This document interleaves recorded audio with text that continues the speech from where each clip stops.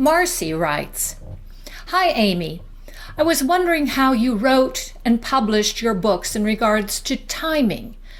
Do you just write and publish as the books flow out of you, or do you actually schedule them to arrive at market at particular times? It's so awesome that you're #1 on Amazon. Well, that's kind of fleeting, even though I know you get but a pittance for each sale, the same as I. I think I did things backwards by publishing first and then going, oh nuts, how am I going to sell these now and recoup my expenses? I can't help it if I get inspired and write the books, but I can't afford this form of authorship. While it's so very easy to publish through Ingram's Spark, it's costing me a bundle, and their printing and shipping has been in the toilet the past several months. They even charged me a huge amount by mistake for no reason. When I complained, they did refund it, but too late to have not screwed up my credit card bills for 2 months. Ooh, yikes. Now I'm receiving boxes of books with some damage and most of them missing. Sorry, just venting here. I'm just really in the dark about marketing, as I'm not very good salesman, but I love to write and I want to continue with my series of children's books. Thanks for any crumbs you can toss my way."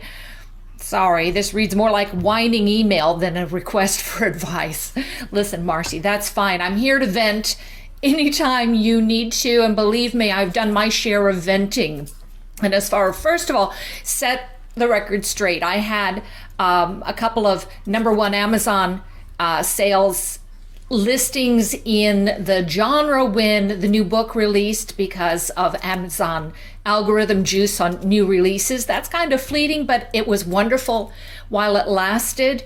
And book sales really multiply book sales. So the more books you have out there, they kind of tend to sell each other. But I do hear you. For fiction, for what I write, usually it's best to write at least one a year. New York publishing houses recommend one a year or more if possible. A lot of the independent authors I know write 2, even 3 books a year, because again, the more books you have, particularly in a series, they're going to sell each other, and that pittance turns into some actual real money that you can pay expenses with.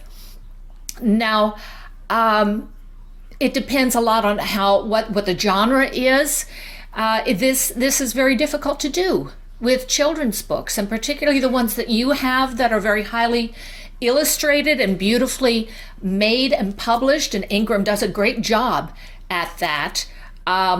You're also purchasing books and selling them yourself. I'm not doing that, and it's very difficult during, I'm recording this in end of November 2020, and we're at the end of the first year of this horrible pandemic, which has affected publishing. So the publishing and the printing has been delayed. The price of paper has gone up. You're not alone. The independent authors are having problems, but so are the New York publishing houses having issues with that. A lot of them delayed publishing books until fall, thinking, hey, it's all going to be over by fall, and yet here we are. So everything is a little bit behind. You're not alone there. Ingram's very good about correcting things when mistakes are made, and mistakes do happen. So I'm glad that they did resolve that for you. But if you're making school visits out there, and I know across the country many schools are open and you can do safe visits at schools for children books, that's ideal, because then the children or the school itself or the parents will often purchase the books. And it's, selling the onesies and twosies can take a long time to do. Really what you want to do is sell in bulk if you possibly can. I have a colleague who most of her business was done through visiting schools, and the school districts would purchase 200 books at a time to distribute through the classes. So that's something to consider. It's very difficult though if you are not able to go one-on-one. Here's some things that you can do. Why not try this? And I do this with my own books. Many people treasure an autographed copy of the book, or in our case, because you also incorporate animals, a paw-autographed copy of the book that you can give, autograph it to a beloved pet that's passed on, or to people that are receiving a new puppy or kitten for Christmas or for holidays, or whatever the occasion may be. And rather than having you have all of the cost of shipping the books and autographing it and going back and forth, have them buy the book. Then you sign, you can have printed mailing labels and as elaborate as you want. And these are peel and stick labels that can be book plates, and they can have your logo in them, and they can be signed however you want to. And you can just put that in just a regular stamped envelope, ship that off to them. They can open it up, peel and stick, put that in the book, and now they've got a autographed copy. So that's one thing that you can do. And I wish you the best of luck in your future publishing journey. You're a great writer and author, and I've seen the books and they're beautiful.